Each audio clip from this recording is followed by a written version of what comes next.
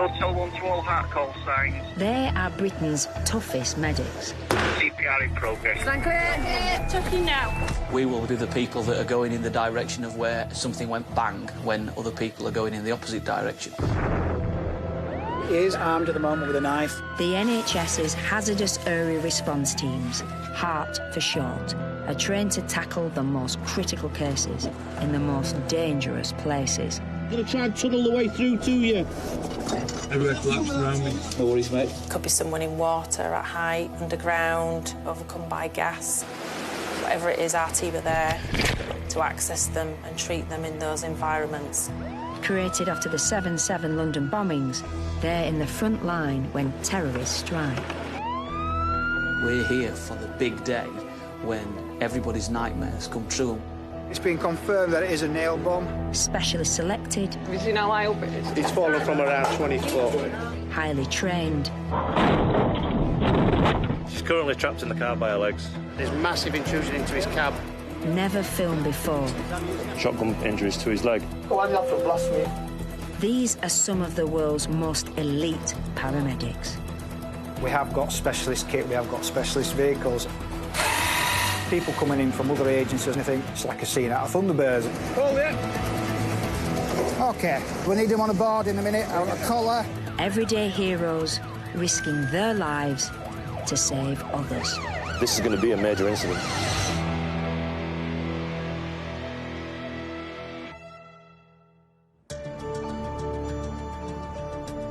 "24 hours a day, 7 days a week, 16 HART teams are on standby across the UK to deal with the very worst emergencies. In Leeds, this is where Yorkshire's rescue squad is based, and it's fitness day. 32 steps on stepper, 7 half-K in each hand. There are only 40 HART medics. They face a tough physical test every 6 months. Nice and steady out. And failure means being returned to regular ambulance duties. Yeah, we'll just get him down and then we'll readjust the lines. It's very demanding. As well as high levels of medical knowledge, Adrenaline's going in then, yeah? each medic has a specialist skill from water rescue to tunnelling or climbing. All call signs RTC M1. But for now, training is put on hold. We've just had a phone call now to say we've got a job. I don't know what it is. Manny's just coming down now, so we'll get a bit of a quick briefing on it before we head out.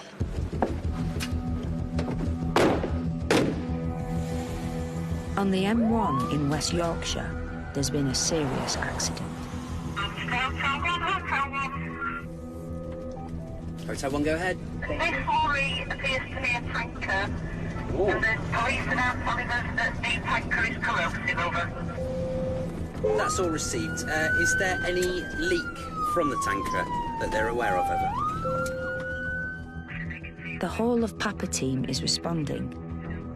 If toxic chemicals are leaking, hundreds of lives could be in danger. This could be a difficult, potentially dangerous operation. Paramedic Paul is the HazMed advisor, the team's expert in toxic chemicals. HGVs, they take some stopping when they lose control. And he's, hitting the gantry, it's going to come to a big sudden stop. Obviously, we don't want any gases around or anything that we're going to come into contact with, so we need to be getting information as quick as we can, really. I wanted to update you on this incident. Yes, I just looked on the scene. Call has been up to police and HazMed's en route to get all the carriageways to over. Yes, that's all received. Many thanks. We've now got a clinical supervisor on the scene. It sounds like quite a serious incident. The M1 is blocked. The hard shoulder is the only way through. Yes, it's only M1 northbound.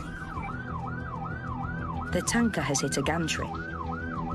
It's carrying a powerful alkali, and it's still not clear whether it's leaking, and the driver is trapped. Hi guys. Caustic soda. We've got a slight leak down there. It is carrying remains of a cargo of highly caustic sodium hydroxide. The driver's cab is crushed. Another few inches and the gantry would have killed him instantly. Can you get access up there, yeah? Yeah. While firefighters check for leaks, the team must begin working on stabilising the trucker. His abdomen has been crushed. He's just at the moment just pinned purely by it. Pinned by where that's rammed the body back in towards him. Right. Any pain anywhere? Very little. The patient's lack of pain is very worrying. It suggests he may have a spinal injury. He just can't feel his legs, do you know what I mean? I just need that pulling out. And I'll be able to breathe, I'll be able to get out. OK. Paul must get access to the cab. The driver is trapped in a space only 18 inches across. I want to try and get into cab actually and just have a look at his legs, because he is pinned from his waist. Now, he's saying he can't feel any pain. It might be that he can't feel his legs. We're not sure yet. Okay. So I do just want to get eyes on his legs, if I can. The driver is in a terrible predicament. If he deteriorates, delivering life-saving first aid will be impossible.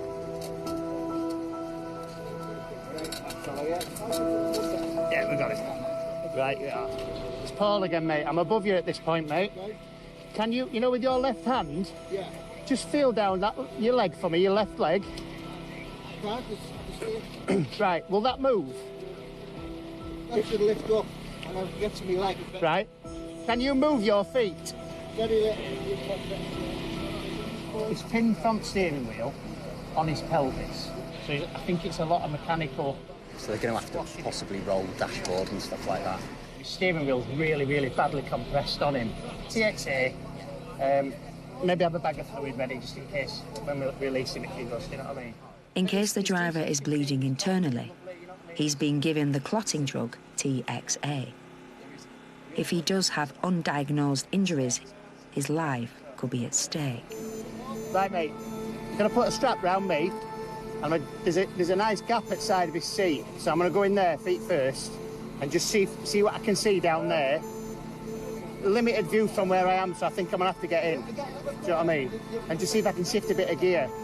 It's the firefighter's job to release the driver. Hart's job to ensure he stays alive during the operation. It's literally just going to be a case of spreading the door. Oh, perfect. So we're going to put the platform in place, use the platform to hold the door whilst we're spreading it, which will help hold his weight. And then once that's hold the door, pull the platform out of the way, open the door, bring the platform back in and onto a board. First thing I'm going to do, mate, is try and get this armrest out of the way. Is that all right? Yeah, go on. You let go there. That's sharp behind your leg, isn't it? On my knee. Yeah. He's pushing back on my knee. Right. Well, that's your dash. This rescue is becoming ever more complex. The situation is becoming critical.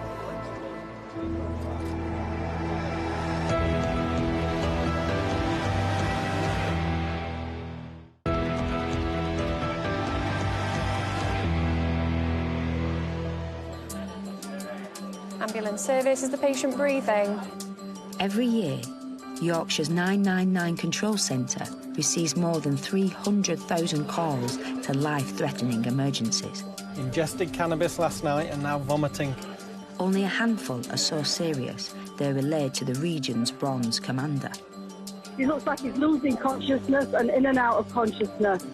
And only 1 in 300 is allocated to the heart team. My son's trapped. It's an incoming road traffic collision. At Heart headquarters, the team have at their disposal millions of pounds worth of equipment designed to tackle any emergency. And 100-mile-an-hour response vehicles to carry it.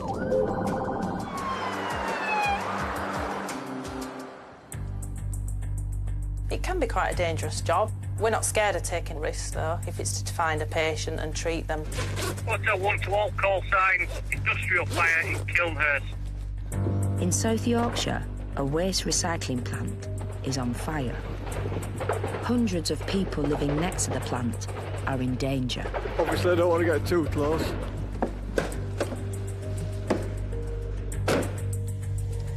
For Bravo team, it's a 35-mile drive. Clear left, does it? Yeah. Been to numerous fires before. We're actually on scene. The people who are involved in that actual fire are dead. So we've got to think about how we reduce that risk on other people. You've got to be thinking all the time, this might be the big one, this might be the big one. Bloody hell. I remember we've got police on scene wanting to know your location. Have you managed to get to the RV point? Yeah, that's a roger. BBC Radio Sheffield. Firefighters are at the scene of a fire at an industrial unit in Rotherham. It's thought up to 500 tonnes of plastic could be on fire at the site. Well, you can hear gas canisters going up now. There you go. Hotel 1, Hotel 2.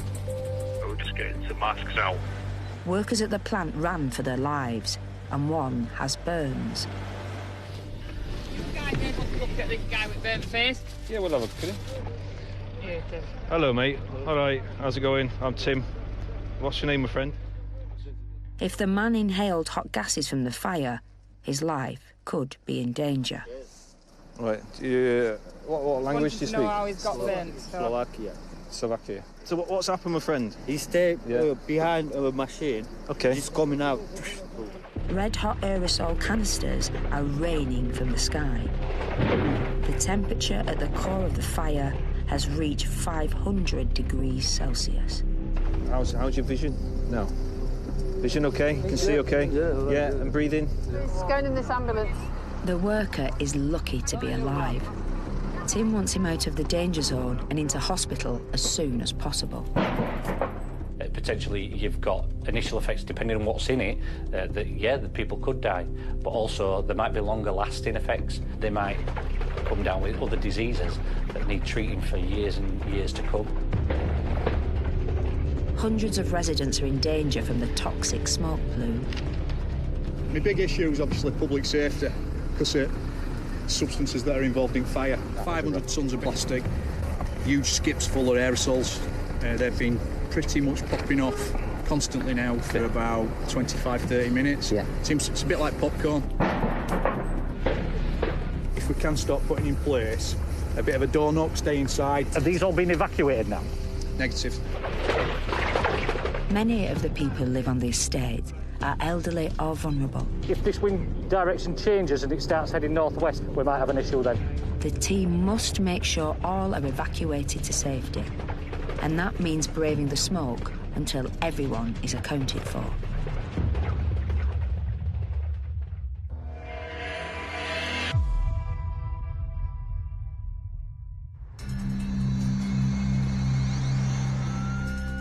In the Leeds suburb of Morley, another critical emergency is coming in.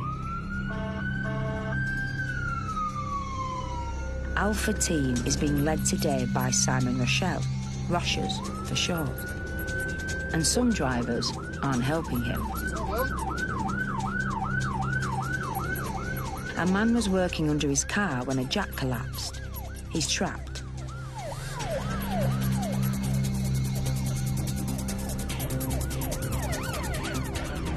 Information, no station, not conscious, not breathing. I think we'll be first on scene with this fire. Hart and the fire service have only minutes to save him.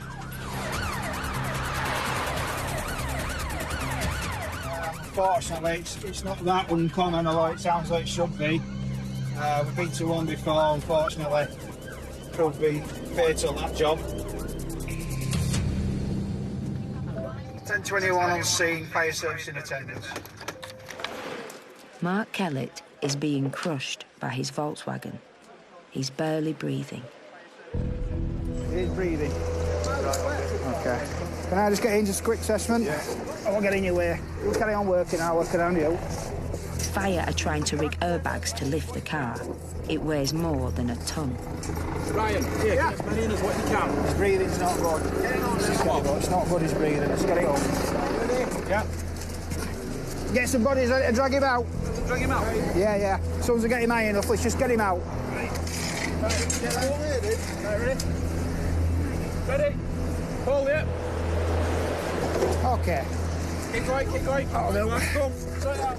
Within a minute of their arrival, he's out. Suction. Manpower. We need him on a board in a minute, on a collar. Roshers is fighting to save Mark. That's on full. Set it on 15, yeah. Not yet, no. But it may already be too late. Round the board, yeah? Yeah, if you get... we've got cot ready.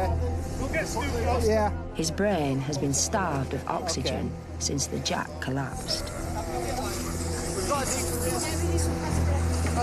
Forget some knobs on him, mate. Right shoulder, right chest. His wife fought in vain to lift the car with her bare hands. Now she too needs medical help. She's in shock and her palms are cut. Just try and relax a bit. What's your name? Joanne. She's got a cut there where she's trying to lift the car up to get him. That's it, nice and steady. All right, boss, all right, boss. Can somebody get us a collar, please? Mark's displaying worrying signs of brain damage. He is trying to jerk to the left a lot here. OK, fella, OK. He's a little bit agitated. Just a full set of obs, just get a pulse off. A doctor has arrived to join the rescue. The plan is to anaesthetise Mark here in the street. OK. You're an RSI here? Yeah, RSI here. You're an RSI, we need a line in this side as well, and some fluids up, ready? We've got one in so far. He's spat out his OP airway here. I'm just going to leave it out for a minute. I'm just keeping a bit of a chin lift here going on. Proper agitated.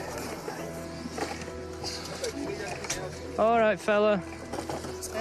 Yes. All right, it's OK. It's OK. It's OK. Just relax. Just relax. Just relax. Just give that chance for that cat to work. Extremely agitated at the minute. Lift.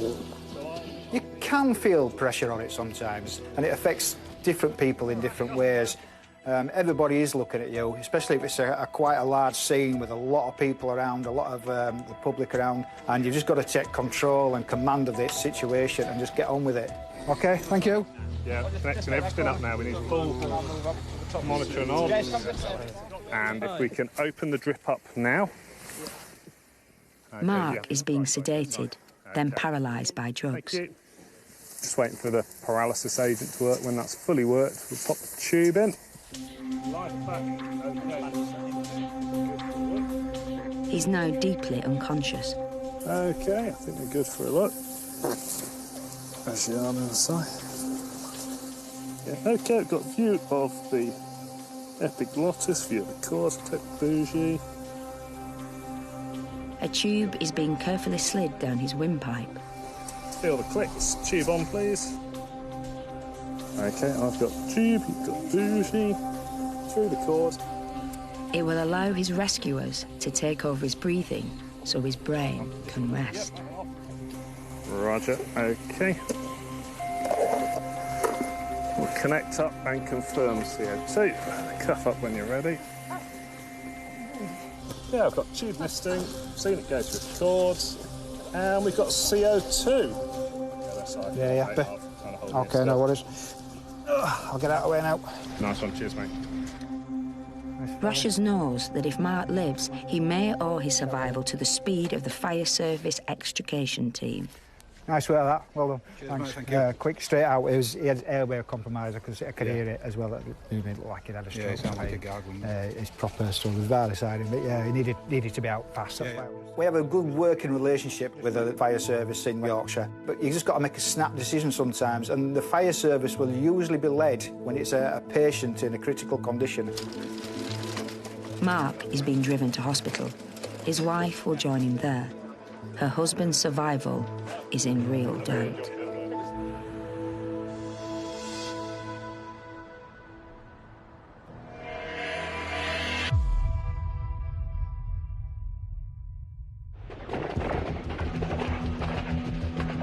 It's now 2 hours since Bravo team arrived at a blazing waste recycling depot in South Yorkshire, and it's continuing to belch toxic smoke. Hundreds of people living on the adjoining estate are in danger. Many residents have medical conditions that mean the smoke is potentially lethal. So what we're going to do with our team, we're going to go around with the police and do knock on doors for vulnerable patients, mobility patients and chronic illnesses. Police are trying to get some maps as well, so it's just a bit more methodical. Happy? Yeah. Right. Wicked. Hotel 3, Hotel 1, you received. TLPD patient at number 25. Windows and doors shut. Windows, doors shut, don't come out. And any major health problems we need to know about, yeah? Yeah. 3 and 4-year-old lad with asthma. He's just a little lad, about 3, 4-year-old. Alright, preschool. Hotel 3. But the situation has just got much more serious. Yeah, roger that, mate. One extra issue that we are looking at the moment is there's a gas main that runs underneath fire. Hello, my love. Just making sure you're all okay. Transco are going to look at isolating it here, but at this time, it's still live. There's always that threat of what happens if it goes worse. There is always that risk of this could go wrong, and it could go wrong quickly. Just on an update from fire, acetylene has been found. How much acetylene? They don't know yet. It was just information that were coming through. Acetylene bottles can cause devastating explosions. It's been decided to evacuate most of the estate. The risks of allowing people to stay are just too great. But it's going to take time they might not have.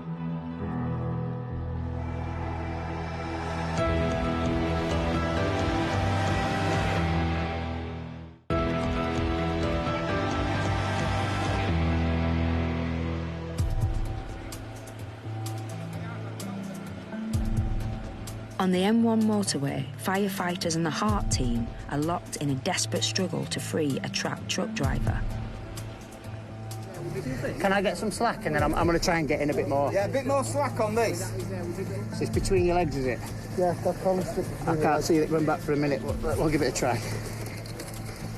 Just can't get access. I know, you must be able to. I don't want to give up. Twisted metal is pinning him in his seat. The medics have been unable to properly examine him, and concern is growing. So, right, I can't get to the seat. I think it's...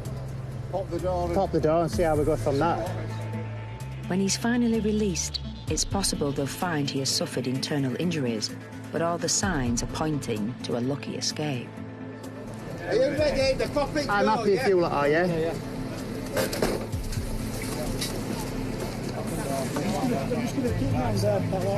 Alright, son, don't push me too far in. Well done, mate. Well done, pal. I'm going to get out of the way, and these guys can cut this out of the way now. All right, and then we can get your leg out. Right, mate, we're just going to cut his bar by your foot. Firefighters have prized open the driver's door.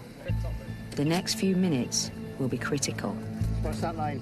What's that Matt line? and the team are standing by to resuscitate their patient if anything goes wrong, but moving him is proving difficult. How are we doing, buddy? All right? Yeah, he's a bit tacky, but his chest, from what I could tell, were quite clear. He's complaining of quite a lot of discomfort around where the steering wheel's pinned him, and it's down onto his pelvis as well, so... Tachycardia is a rapid heartbeat. It's potentially dangerous. Guys, are you all supporting him? Yeah. I'm going to try and free this leg if I can, all right? Well, it's just wedge. Just wedging, innit? Wedge like that. It's stuck. It's absolutely stuck solid. Progress is agonisingly slow. Damo, the base of his seat's turned sort of 30 degrees that way. Yeah. Corner of the, like where the gear stick sits and all that is just right behind his leg. It's just pinning him. They're having to guess what is preventing his leg from moving. So, does that want to come through window? Paramedic Darren knows it's difficult to balance the need for speed against worsening any injuries. So at minute, the fire and rescue were setting up to make a relief cut into this A-post, and they're going to try and push it away so we can get further access to his legs, which are trapped.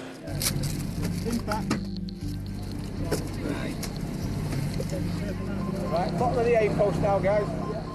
I feel the pressure coming off. The driver's condition is still causing concern, but the team is remaining optimistic.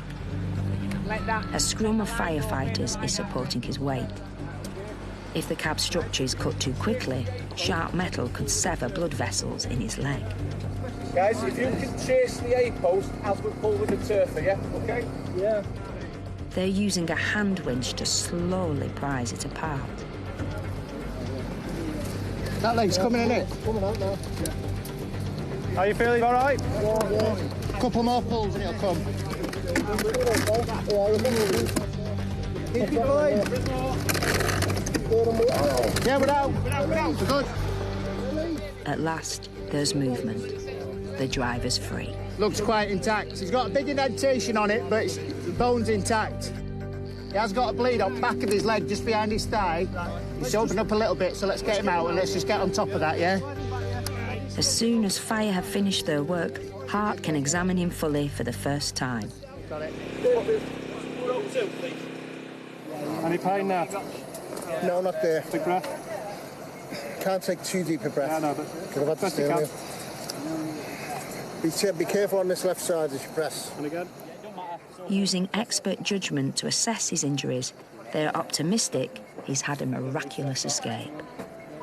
He's been a very lucky guy, yeah. He's hit, as you can see, a concrete stanchion. They don't give way at all. You know, there's massive intrusion into his cab.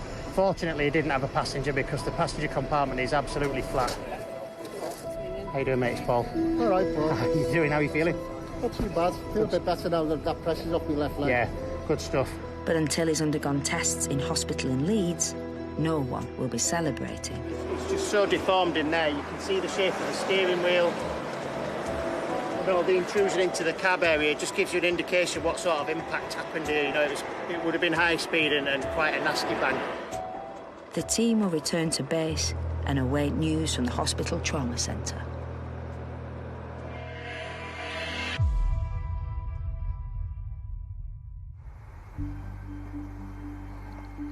A lot of our equipment does come through from the battlefield and from the army, and there are good bits of kit for us to start using pre-hospitally as well.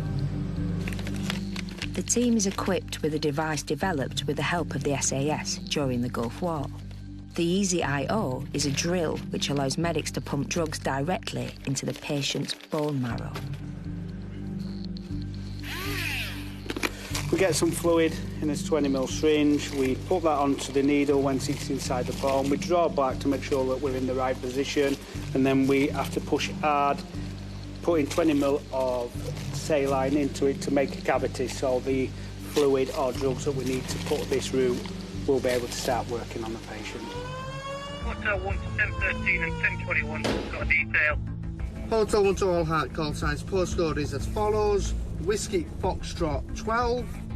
9 Bravo Golf over. Manny and Mike team are mobile to reports of a patient crushed in a factory accident. Someone's been squished. Something like that, yeah. Hotel 1 to all Hart call signs, further information. This patient is under boxes. It sounds like he's had a cardiac arrest and then some boxes have fallen on top of him. They're heading for a packaging plant in Dewsbury. It's going to be a case of trying to get to the patient if we can, see if they are in cardiac arrest. If they are, then seeing whether it's regular cardiac arrest or what we'd call a blood trauma cardiac arrest, which changes things slightly with our protocols of what we do. Travelling in convoy can be dangerous. Hang on. Especially if motorists see one vehicle, but not the other.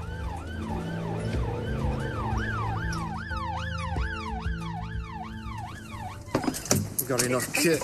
We just need the auto. An ambulance crew have beaten them to the scene, and they've already freed factory boss Richard Cheetham. His wife found him lying unconscious between two storage shelves.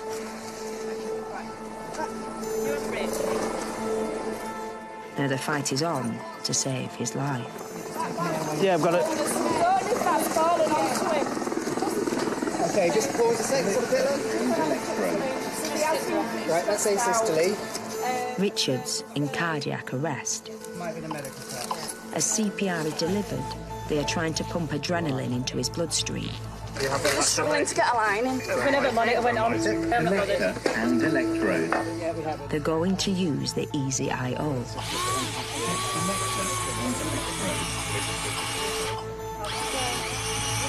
Excuse me, fella, can you get us some fluid set up?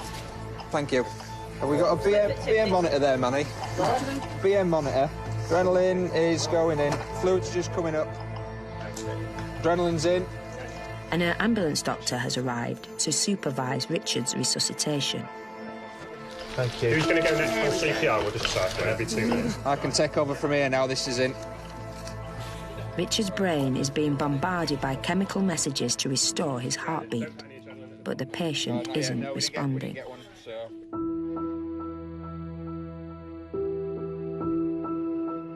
So just thinking out loud, if anybody think of anything else that they want to be doing at the minute, or anything that I've not thought of other than the BM, which we're just getting off at the bottom, feel free to shout in. Opinions welcome.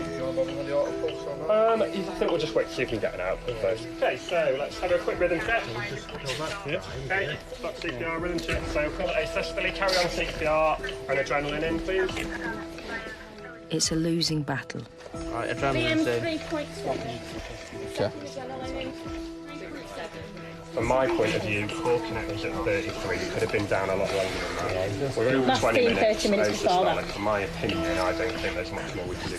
So his wife's just here, okay, and then unless anybody's got any sort of feelings any other way, I think it should be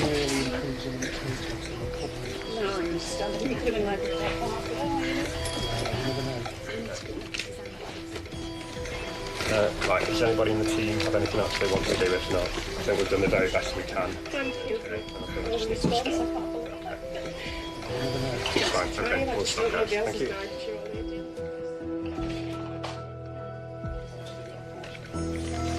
Richard's wife, Sharon, who found him collapsed, is there as the team stop CPR. It's never an easy decision to make, having to terminate a cardiac arrest, because you come into the service thinking, I'm going to save everyone whose heart stops I'm going to get to, and I'm going to make a difference. But actually, there are times when you just can't, because the odds are too great against you.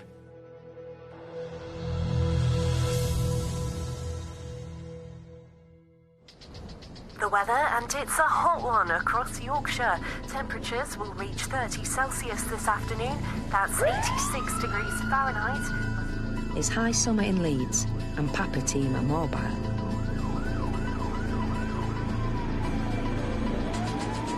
Nothing yet. Details are very sketchy. We think it may be a fall, but we don't know what it is. We'll find out in the next 3 minutes, hopefully, because that's when we'll be on scene. People can fall from height and they can have spinal injuries, neck injuries, lower leg injuries, all sorts of injuries, and it is obviously a big concern for us. The scene is woodland next to a golf course in the Bradford suburb of Hanging Heaton. A golfer called 999. What's happened then? It's a young couple. It's an old quarry and there's a cliff edge. Yeah. And she's tumbled up it.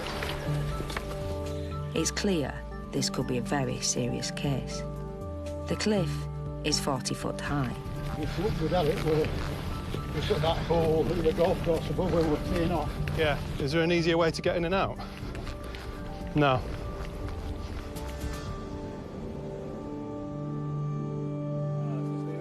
Harriet's showing all the symptoms of a severe spinal injury. She's fell from up there, C-spine, and she's got left shoulder pain, query and a fracture, and there's also left leg. Hiya, Harriet, I'm Mark. So when you've fallen, do you remember falling?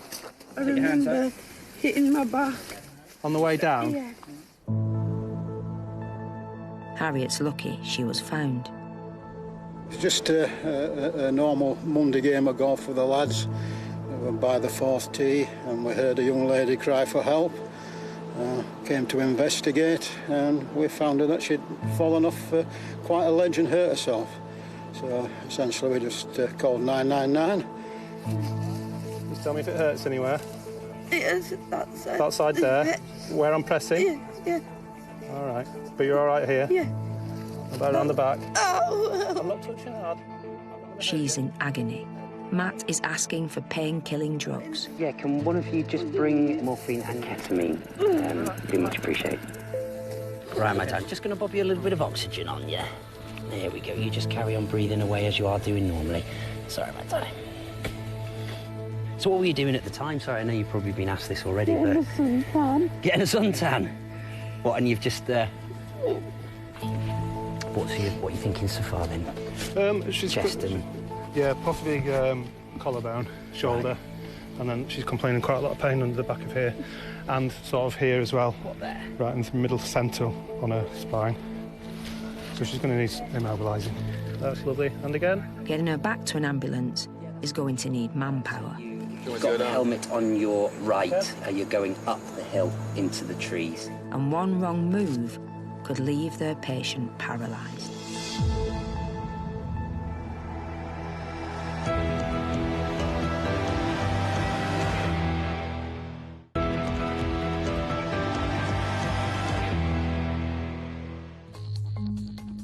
When it comes to treating the criminal, it's obviously you're looking at all the danger elements. Yeah, what is the hazard that's going to be presented to you? One to all call signs, got a firearms detail. Charlie team are heading to Murfield, where police are about to confront a man with an axe. He's chopping his car up. Chopping his car up? Yeah. But John and Deep know that this could be a serious incident.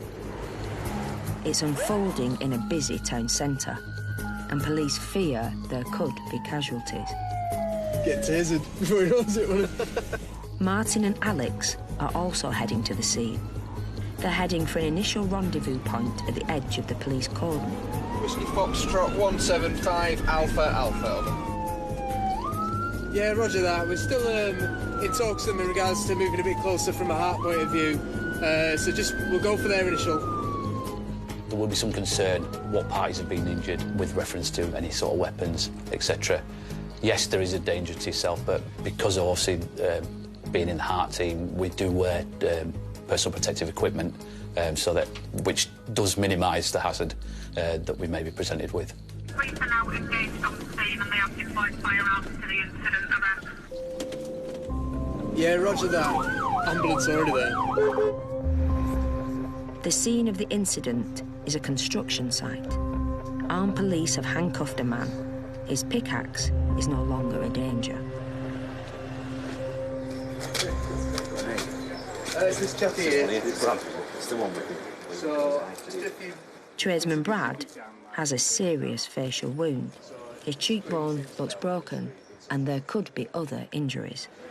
We're all right down here. Yeah. Just turn your head slowly to right. Other right. Yeah. Is there any pain when you do that? Just my face says, but... It looks like an argument over money with a developer.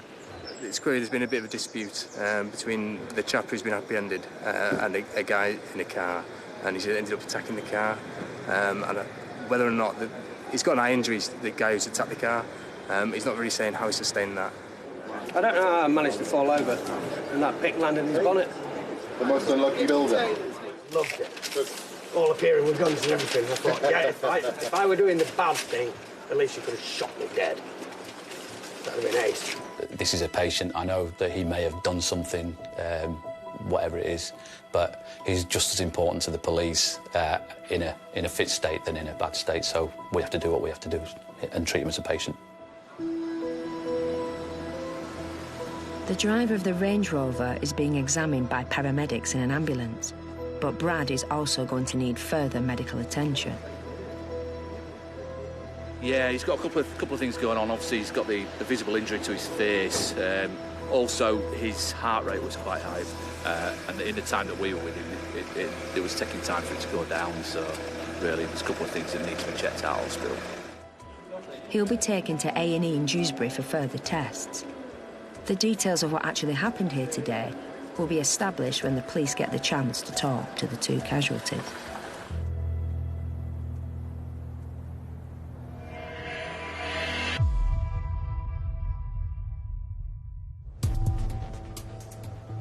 In West Yorkshire, Papa team have called for backup to rescue a patient who's fallen down a 40-foot cliff face. Freeze on that for me. Definitely bringing Mibs.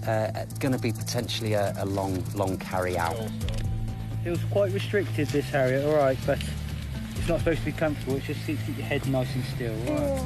The team fear Harriet has broken her pelvis, shoulder, and perhaps her back. Hi, All right, guys. How you doing? Harriet, we're going to put a binder around your tummy, around your pelvis. All right. Doing really, really good. This will feel a little bit tight, but it's not going to hurt. Okay. Doing really good. Kids wouldn't be kids unless they were climbing trees, falling out of trees, climbing derelict buildings. We've all done it. Kids are going to continue to do it. No matter how many Xboxes and PlayStations in the world there is, they will carry on, continue with doing it. Harriet's been immobilised.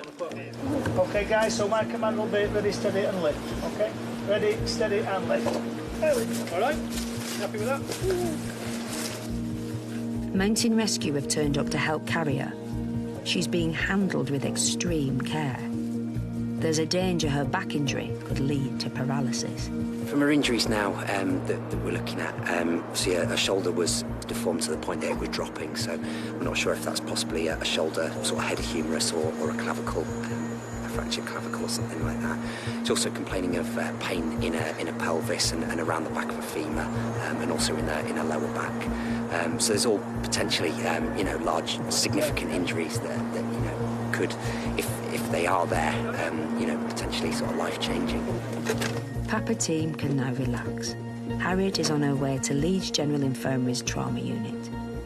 Matt and his medics will have to wait until tomorrow to find out the extent of her injuries.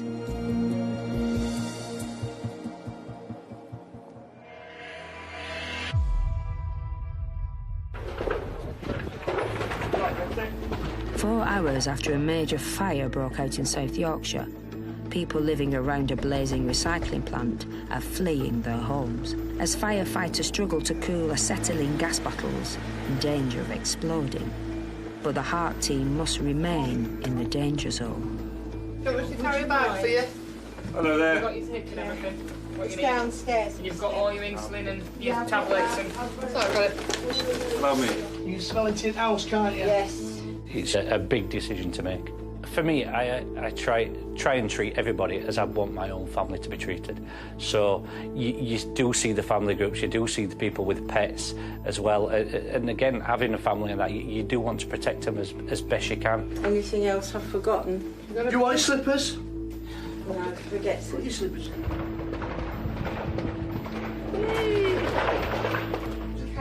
Hold your breath.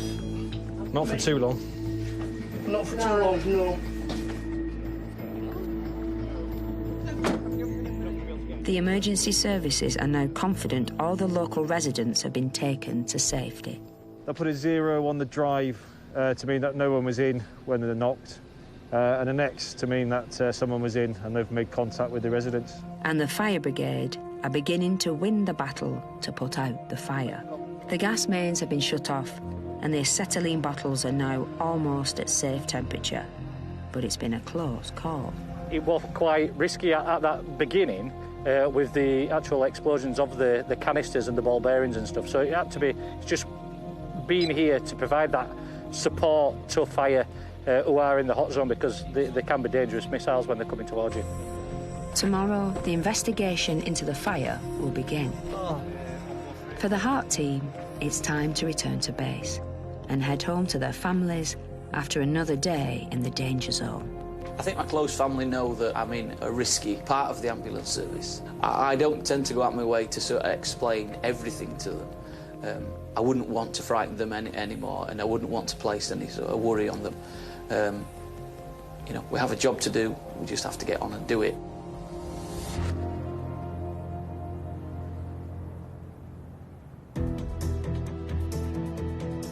The trapped tanker driver was in hospital for 6 weeks with a broken leg and hand injuries.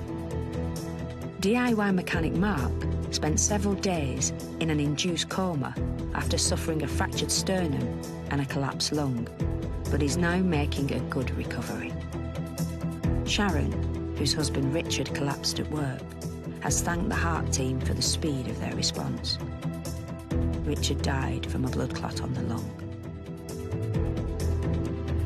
Brad, the man with a pickaxe, received treatment for a severe facial injury and 3 months on is still suffering pain from the wound. And Harriet, who fell 40 foot down a cliff, was found to have suffered severe bruising, but no fractures. And the brave team of medics are back next Tuesday at 10 as new and exclusive 999 Rescue Squad continues.